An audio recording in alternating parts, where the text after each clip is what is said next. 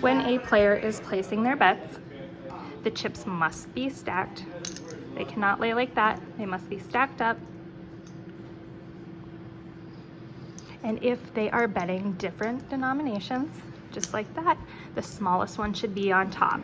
If they place the largest one on top or a mixture, just flip it around. Make sure that it is from highest to lowest and then stacked up.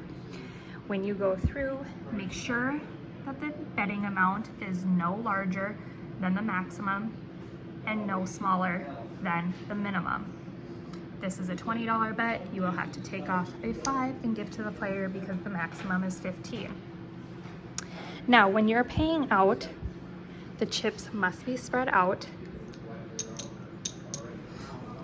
And if you were going to pay that out, you would grab 3 ones, a 2. It's easiest to start with the smallest amount first and then work your way to the largest. Then when you go and pay out behind or to the side. They must be spread out so the camera can see. You can also change this $3 into a 2 and a 1, just since they have a whole stack of ones. So you could pay out like that. Just because they have so many ones, they really don't need any more. Then you will move on to the next hand. Spread out 15 and pay out. I like to do it behind. This one is just a 5, pay out. The players must have their bets put up like that. If they do not, you can do it for them. They will take their bets.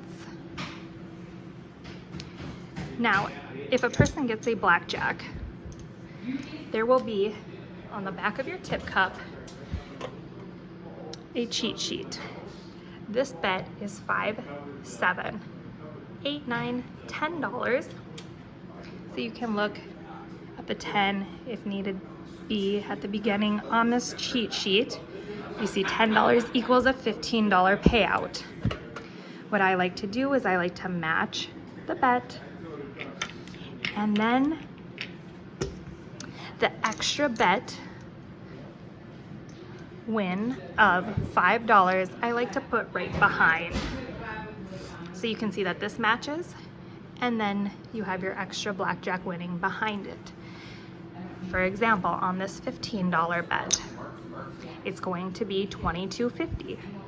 So we're gonna go with the lowest amount, $22.50. So then you will pay out 15 and you will see the $7.50 behind it. That way you can verify that, yep, this 15 equals that. What's half of 15? It's $7.50. Then you see that right behind. It's easy as a dealer and the camera to see that. If you pay out a $5 blackjack, come in here, you can use 2 ones. Then you will go 5 and you will pay the extra $2.50 out behind it.